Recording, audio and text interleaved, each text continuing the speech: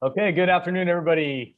Monday, April 26th. We skipped a week, but it's good to see everybody here alive and kicking and starting to be a beginning a new season. I don't know, depending on where you are. So we're this week headed down to Annapolis for our second event, the new regatta series with I think 150 boats. We've got our J70 cap at 45 and I think the standout fleet seems to be the 105s. They're just kind of crawling out of the woodwork and stuff. And so, yeah, it's good to see what is it going to be, I think, an entirely pure one design gathering down there in Annapolis with our North Sails double-handed distance race for Saturday. So looking forward to it. Gary, what are you going to guarantee at least some spring and a bit of wind, or is this going to be Annapolis? No, you're going to have good wind Friday and Saturday. I'm not sure about Sunday afternoon, but there's going to be plenty of breeze, 18, 20 knots. And the water's still a little cold, so bring your families. But I guess, and you guys, the Wednesday night racing precedes it, and I think last week you've got close to 150 boats registered for the Wednesday night racing. Did you guys get it off on time? I'm trying to every Wednesday night do a different kind of boat. This week's a Herreshoff 12 and a half. Next week could be a Harbor 20. And then I think a Beneteau something after that. So every week I'm trying to do a different boat. I might be using up my runway, but that sounds like people here in Annapolis really look forward to the Wednesday night racing, and I think we actually probably should make it earlier. Make it at 5 in the afternoon, not 6:15 or 6:30. Take advantage of the breeze. Is that going to get more racing, or just the longer races, or what? I think to get longer race. And a little easier getting the boat. If you got in a half hour earlier, getting boats put away. I mean, right now it's not a problem because the daylight's pretty good, but later in the summer you start losing light. I wonder if that'll be a benefit for this summer for most teams, that if everybody are still working from home, that you don't have that sort of I gotta leave work at 4 type program where people can be easier to show up. Well, the one thing is there's no social activity after the race. The great thing about Wednesday night, everybody kind of gathered, cheeseburger, beer, and everything, but none of that will be going on, just the sailing part. I think that'll be the same as for the nude as well. We're just going to bring the rum and the beer out to the docks and have people drinking their coffee. So, Jonathan, you're coming. You are the target on your back, winning out of Charleston, right? So, what's going to happen in the 70 fleet? Yeah, well, people are ramping up for the Worlds in California this summer. Which it looks like it's all going to happen. So that's really exciting. And yeah, there's a lot of energy in the J70 right now. We have our North Americans in Annapolis 2 weeks after the nude. So for many of us, this is kind of a warm up for the NAs. I had a great conversation with Brian Keane last week, who's there hunting on the back door of the top 5 there, right? And he was sort of talking about the sail development, and maybe Tony, Ray, you have a little insight on this and on this new setup for sort of fine tuning the boat for Marina Del Rey, which is different than some of the events you guys are sailing in now. What's your take on J70 sail development at this late stage? Yeah, I mean, it's interesting you say that. Well, first of all, I mean, I was coaching 2 teams that I've been working with for a while in Charleston at Race Week. And so I watched Jonathan and his team, and they were absolutely masterful. And I'll tell you, nobody gets that lucky over 8 races or 10 races or whatever it was. It was some serious, like they carved up the fleet. Really, really impressive sailing.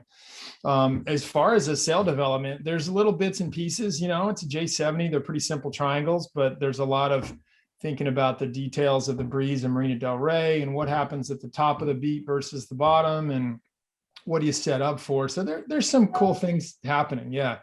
And we should see, I know Doyle's we've done some development with Judd Smith that we'll actually start seeing in Annapolis the next couple of weeks, some clever panel layouts on the jibs and a few other little details you wouldn't even notice in the kites, just little stuff. So and I know the North guys are doing the same thing, and the Ullman guys are working on it. So it's all just little bits and pieces. But regardless, if you don't sail well, it doesn't matter what you got up. Doesn't matter if your chip's bigger or deeper or flatter. You don't start well, you're not going to be in the top 10.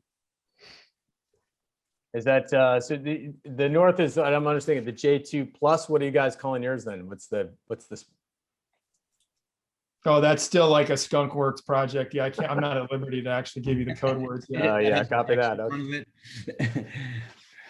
Yeah, I think both, all the sailmakers are looking to make the jibs a little bit more powerful in anticipation of, the swell and chop that we're going to have in California. Mm. Those same jibs, which might be great in California, are not necessarily great in the flatter water. So it's hard to do the development at a venue that's completely different from what you're targeting. Yeah, not much in the way of swell down there in Annapolis, is there, Gary? Just a chop. Oh, heck of a lot of chop. Oh, man. All right. So, Ed, what have you been up to down since we've last checked in with you 2 weeks ago? Anything exciting? Well, I mean, exciting. Yeah, I bought a plane ticket to Europe for next month, so that's exciting. We're going to get to go sail our first international event with the RC44s over in Slovenia. So actually spent a lot of time going through trying to figure out all the details of what you have to do to get in and out of the country.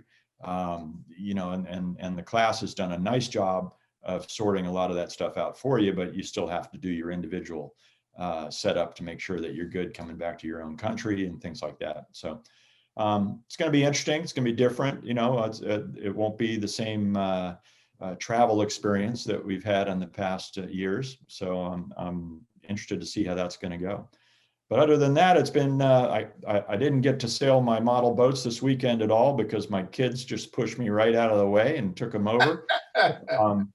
So that was disappointing. But I did get the boats on the canal a bit for everybody. So that was good fun. And we're just enjoying, warm, sunny weather. It's almost summer. So we're starting to see the boats that have been in this area all over the winter. They're starting to push back north now towards you guys. So looking forward to spreading out again. So how do you, the 44s haven't sailed in what now, almost 2 years? I mean, or they didn't sail at all last year.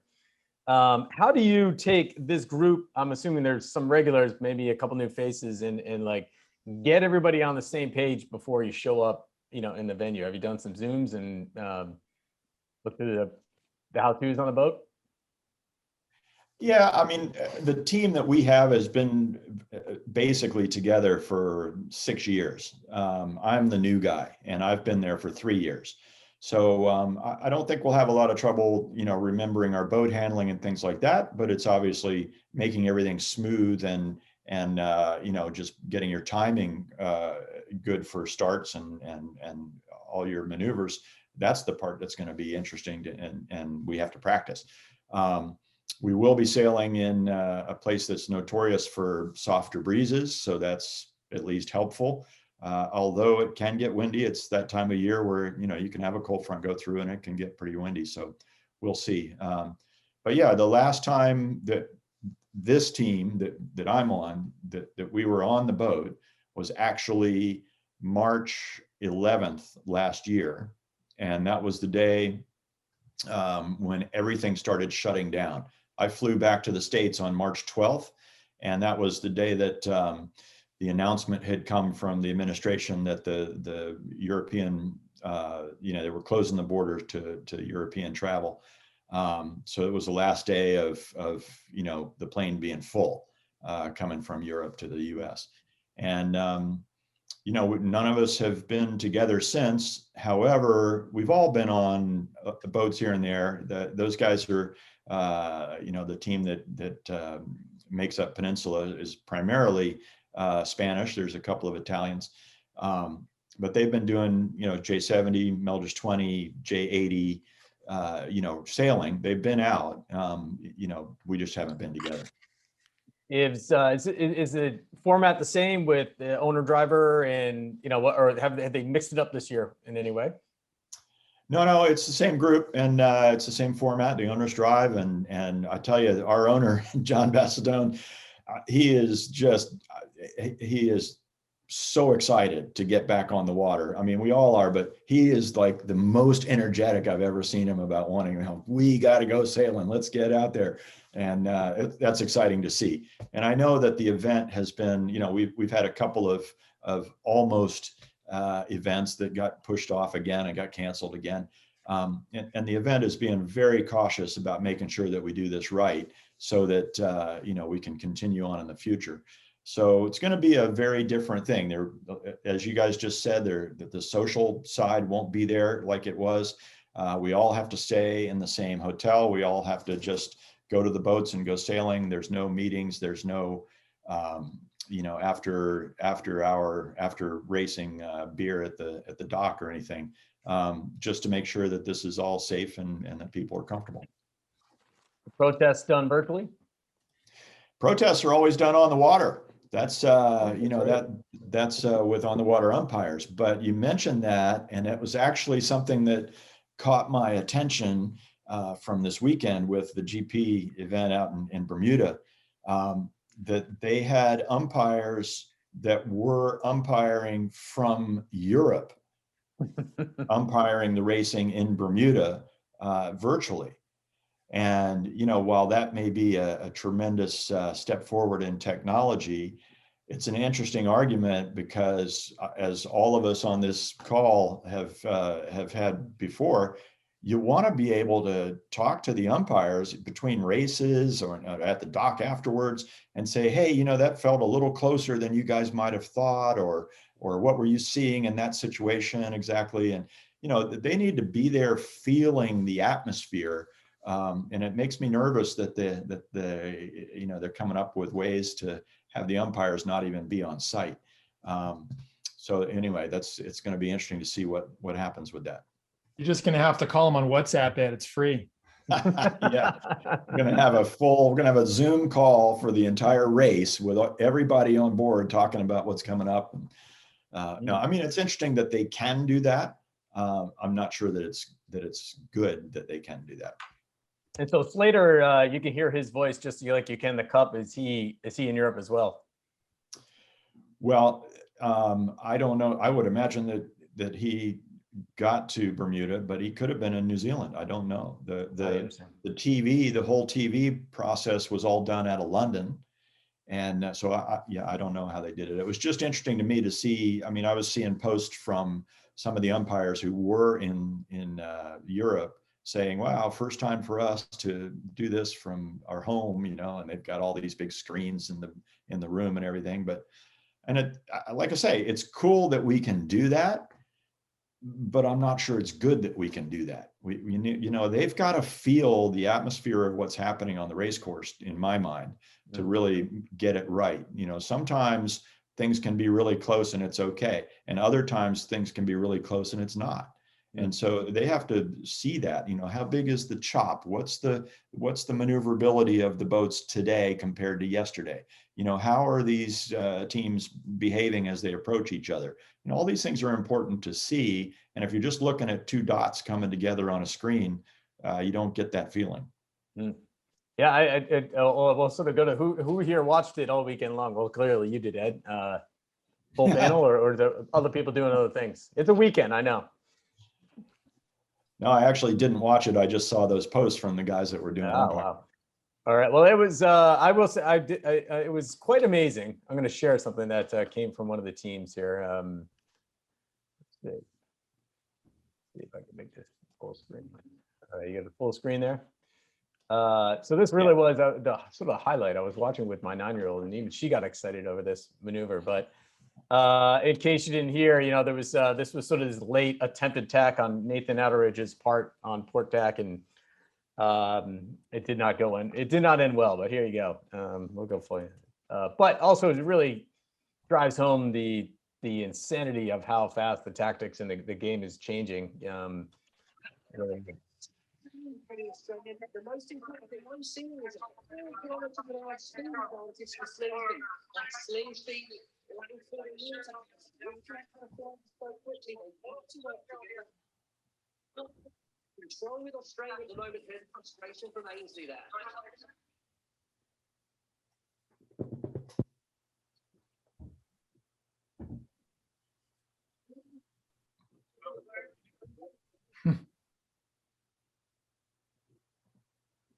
Oof.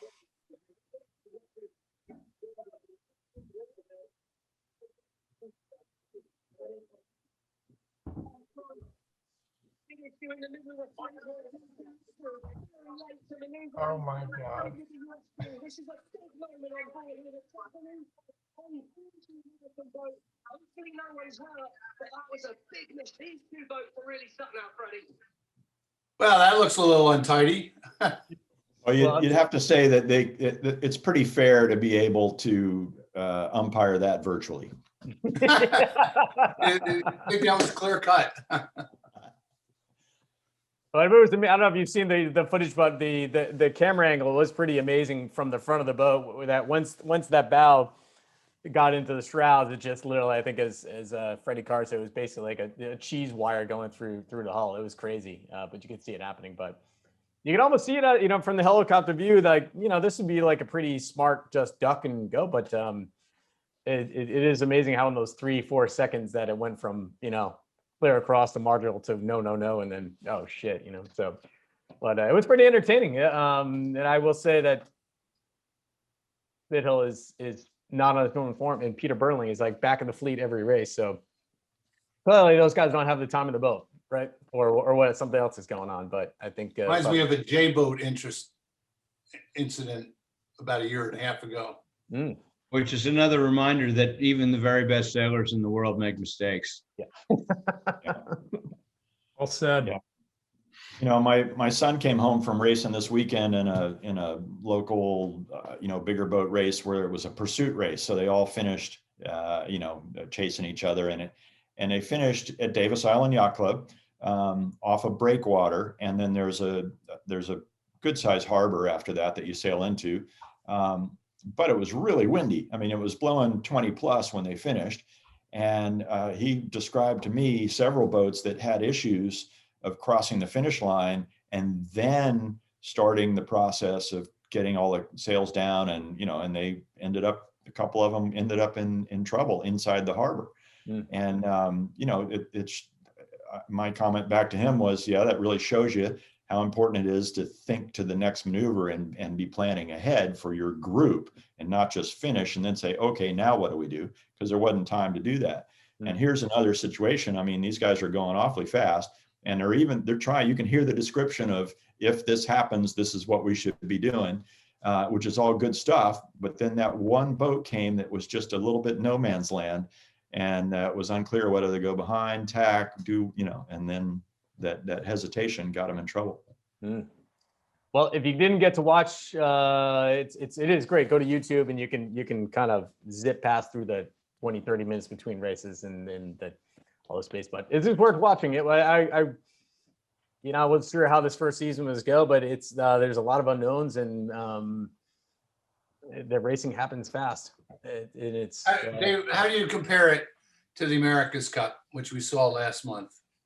I think it just feels more chaotic. Again, I know it's just so the race course is so tiny and you sort of get sucked into watching the lead two boats, but then all of a sudden, and I think that, like I said, I think the camera guys are having a hard time keeping up with what was happening because there was, just behind the first two boats, there's all sorts of things happening because there's 3 or 4, and then the mark roundings, the chaos of just trying to get through. So I actually thought it was much more entertaining than the Cup, just because there was a lot of unknowns. I don't know. It's not the cameraman, it's the director that's directing him that. But if he's in London trying to direct, that's a tough one. Yeah, Dave, it sounds like you're just more of a fleet racer than a match racer, huh? Yeah.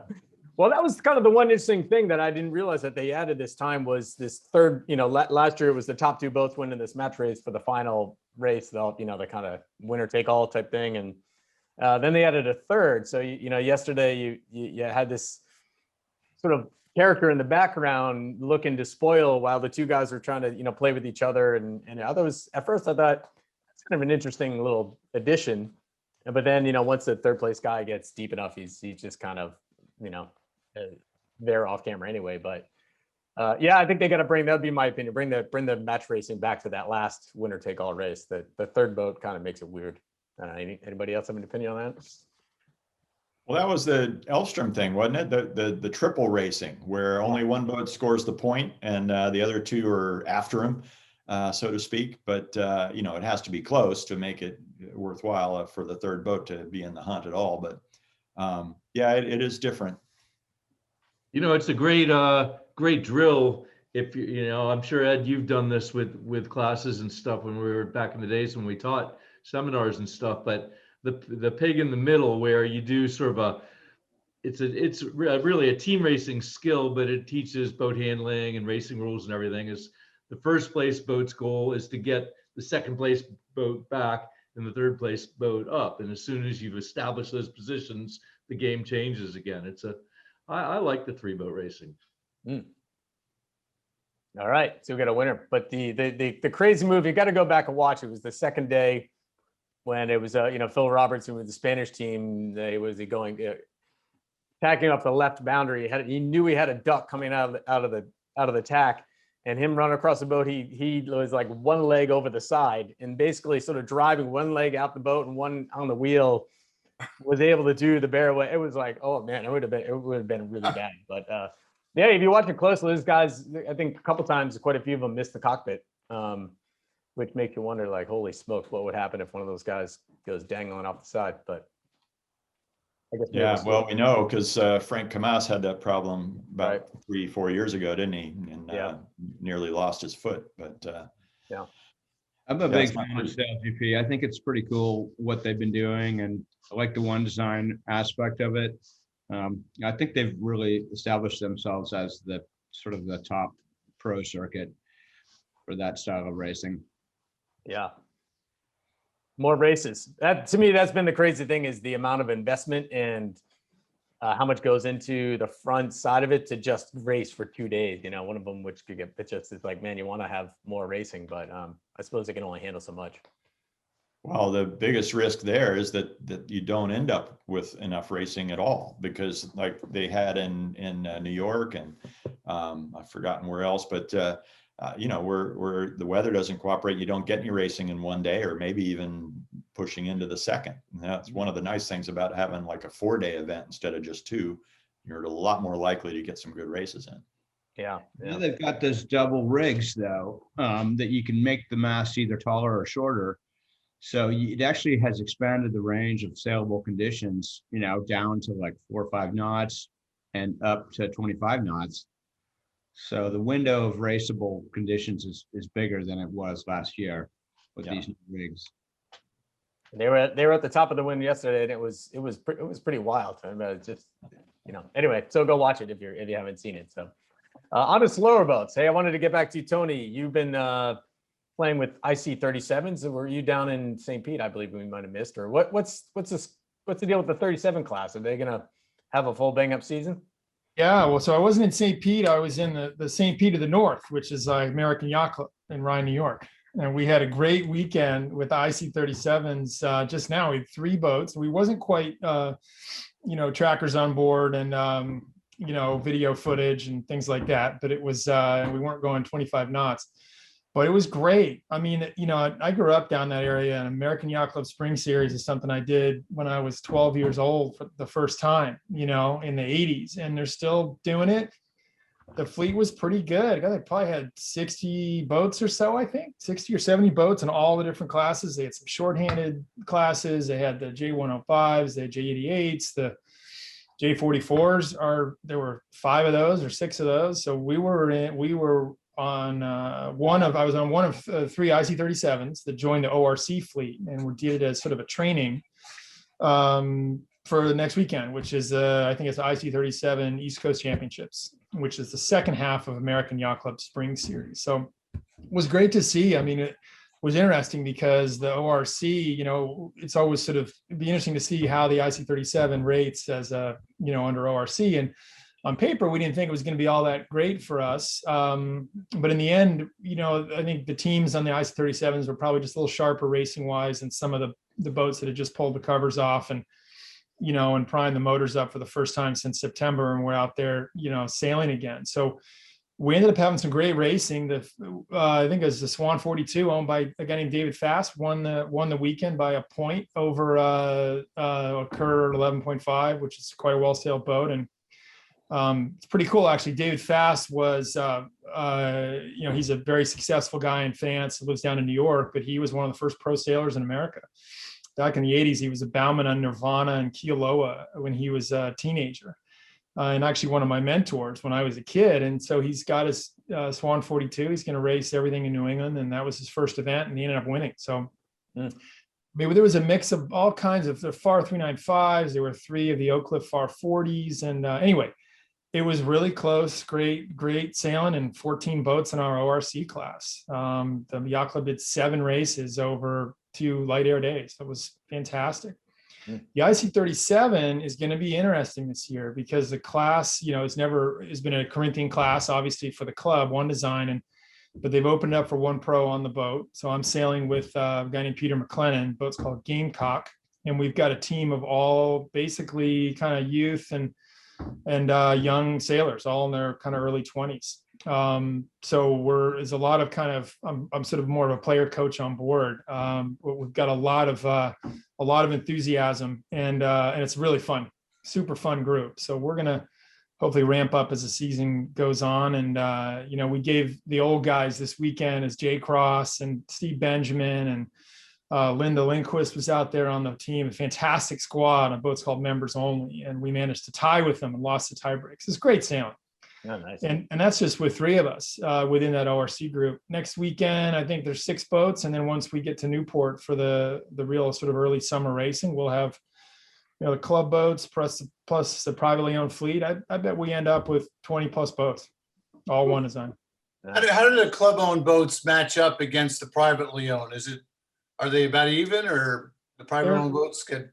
No, they're totally even, because the privately owned boats still have to, comply to class rules, and you can't ferry your keel, and you can't fill in through hulls. You can't do anything like that. The rig tunes are locked in, and so no, it's one design. I think the biggest thing that'd be interesting is that the club obviously keeps an eye on the number of sailing days on the boats to try to kind of keep the boats with the same number of hours on them, but the privately owned boats can do as much training as they want. That's expensive to do, so not every team's going to do that.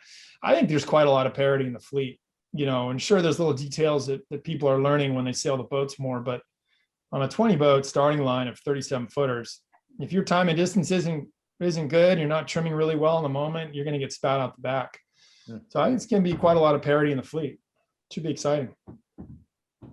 It's interesting that you mentioned Benj there, and a little bird at one of my recent family dinners said that maybe you had also been sailing against each other down in Miami and Etchells maybe the week before. And so, you guys are getting some good sailing time in. No, it's been great. It's been great. Yeah, no, I've had the privilege of sailing with Ed's son. If you guys didn't know, Nick Baird is just a wonderful talent. And we figured out the secret at the Etchells is you get a crew who's really young and can hike for just hours. He's only comfortable when he's straight leg hiking, and that's the kind of guy I want sitting next to me. And of course, it's interesting because that's what he said. Well, I want to get more into big boats because the laser that he was really good in. He says, I have to hike too much, so I want to get into the bigger boats. So there you go. You're making him hike, taking advantage of his youth. Yeah, exactly. He's making me look bad slouching next to him, but anyway, it's motivating too. It's good stuff. Is he been using your hiking bench, Ed? Is it, the old signature model out of plywood? And that was one.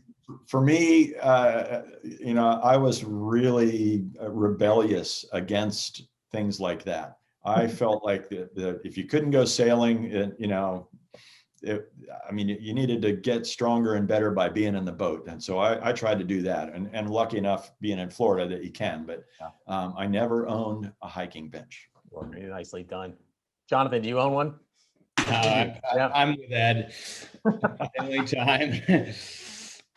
What is a hiking bench? Yeah, I don't know. Stu Stroyle used to have one at the office. I'm pretty sure I saw the Peter Eisler version of a hiking bench at some clinic somewhere. I think that may have been early days, but yeah. I think it's made by Peloton and costs like $4,000 now. Somebody's That would be the got a next picture development of yelling at you to Peloton. hike harder. You know, you got your video of the fleet, and you know. Oh yeah. The Someone's virtual gonna make- grind fest. Yeah, it's time for the Ed Baird signature hiking bench by Peloton. I can see it. Yeah, there's some branding. Yeah. Coming up before we know it. It's a new startup. All right, Eisler, what have you been up to? You're done, or you just, I guess, getting ready for a Transpec race still, but there was a race down in Ensenada. I'm assuming since you're sitting there, you did not do that. No, we did it. Oh, you did? We did it on Pyewacket at the Roy Disney's Turbo Volvo 70, which is going to be, fingers crossed, our ride to Hawaii. And that's what the campaign's been all about. And this was probably our last race before Transpec. And we didn't have the East Coasters and Kiwis come up for this one, but we had a guest appearance from a former competitor of Ed and mine in the soling class, Robbie Haynes, who's the project director, came and sailed on board, and that was fun. No. And it was a light air forecast. It's looking like, 11 p.m. on Weather Routing World. And it was 10 to 12 knots the whole way, but the wind angle was perfect. We just ripped down there and missed the monohull record by 12 minutes. Ah, come on now. Yeah, so sad. But we had a good race. It was fun. It was a beautiful day. There were, the Newport Ensenada race used to be, back in the day, I believe the largest ocean race in the world, like almost 1,000 boats racing way back when. But it's this year, because of COVID, and also I think the fear of going to Mexico and maybe a little change in style, there were 3 race courses and 165 boats competed. So we had probably about a third. The first fleet just went about 40 miles to Dana Point from Newport Beach, and the second fleet went all the way to the border, rounded one of the Mexican islands off of San Diego, and came in. So that was about 90 miles. And then the Newport Ensenada race, the old regular, is 123. But a fun ride, and we just put up the big sails and just ripped. It felt like Cabo race, but there was no water on deck. Lots of dolphins though. Nice. What can you identify where you lost those 12 minutes, or were those 12 minutes attainable, or out of your control? It was kind of like, I couldn't believe, I kept looking at it. We're a little bit ahead of the routing, and it's like, gee, is the record at risk? Because I had written down the record before the start, because that's always a fun bit of news, that the navigator, in showing self-importance, can come on deck and say, we're a little bit ahead of the record now, guys, which is always interesting. But there weren't a lot of sail changes or maneuvers. Tactically, you never know, because we didn't have any other boats that were really in our same speed range. The one tactic, we decided to reach up and go outside of the bigger of the 2 Coronado Islands, which are the big islands just off of San Diego, to stay out of the wind shadow. And we could have cut off some distance by staying low. And because the reason we were so fast was the wind was a little bit more reachy than we expected. Normally you're VMG running by San Diego in that race. And so that's we'll never know, because there were no boats that did that. One boat went below, but much further back in the fleet. Next time. But then it was amazing. Like, normally I get off in Mexico and go touring that beautiful part of the world, and there's some neat places to go there. But this time we had Gary Weissman, sports fisherman, waiting there, and half the crew got off, and we blasted home at 20 knots. I was in bed by 2:30 in the morning, and the poor guys motor sailing home didn't get home until 8:30. That's how you go offshore racing. It's at some point it's coming. We'll be able to do it just like the umpires from our home. We won't have to go out and get wet or tired or anything. Count me out. Yeah. Yeah, there's quite a few people that are, learning how to do the e-sailing that are way better at it than we are. So we may be looking at the end of our sailing worlds. if that's what happens. Tend to get the sails up and down though. Yeah. Yeah. And what about moving the stack? And on the West Coast, that's sort of related to the Transpac rules. We're allowed to move the sails. Is the only thing we're allowed to move in terms, which is requires a change in the racing rules of sailing, because normally, of course, you can only have the sails that you have up moved around. Everything else has to stay wherever you put it at the start or last time you used it. And so the stack on a Volvo 70 turbo is every one of those objects is at least a 4-person job to even drag with friction with slippery sailbags and stuff around. So every maneuver requires the moving band men come in, or women to come in and get things ready. So like when you want to call a job, go, okay, how long is it going to take before we're ready to jibe? And in the Cabo race, when it was windy and we had the stack all strapped down with posts and stuff for security, so we wouldn't lose it, there's so much water on the deck. It was 20 minutes from the moment we say, okay, let's jibe, to where you were turning. And here, because there was no water coming across the deck and the sails were just stacked loosely, it's about 4 minutes. So Jonathan, when you do your double-handed wrist, and that's all on you though. You're moving the stack. That's true. Yep. One thing you learn pretty quickly is it's a lot easier to move it to leeward than to windward. So you definitely want to let gravity help you in those situations. Move it first. All right, I got to ask you, what's the cat behind you? What's the name and what's the story? Quick. Oh, this cat is Skipper. Nice. Not that we have anything against Cruz, but that's his name, and we call him Skip. This He's a is great cat. first appearance. Yeah, I've seen him before. He's definitely he comes on camera pretty often. I think he's actually aware that he's in the frame. He All right, actually he probably practices. Hey Dave, I got one more announcement. Is Chris Bedford, our weather guru, is gotten fired up to do a new course, which is I'm really excited about at Marine Weather University. He's going to go do an advanced course on weather models and go deep into the theory, which models are best, really go through each one and talk about the pluses and minuses. So I'm really looking forward to that. That's about to be announced, but we'll do the live classes in May, and then they'll be all online. I thought the best model is the one that makes you look best. The one that you like the most. I noticed on the Windy, there was a new, when you could do compare the models, there's a new one that I hadn't heard of called, I think it was ION or Icon. Yeah. Is that, what's the skinny on that one quick? Well, you'll have to come to the class to find okay, it. there you go. So that's a good That's segue. the Skunk Works situation, but that's the German global model. And you like it, or to be determined? You come to the class, but basically no model is right or wrong. And that's both the frustrating and the interesting thing about it is that when you have the ones that you have accessibility to, you need to know their pluses and minuses, but I'm always looking at multiple models anytime it's available.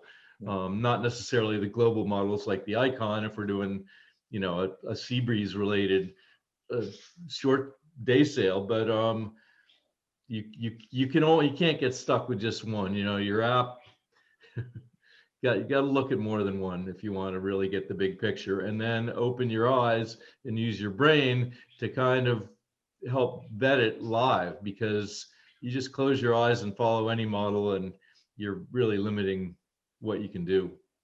All right, so that sign up course, I know you guys have a great Facebook presence. You can go there, or marineweatheruniversity.com. You can sign up there. Is there a slot, or when is it, or is it an open window type of thing?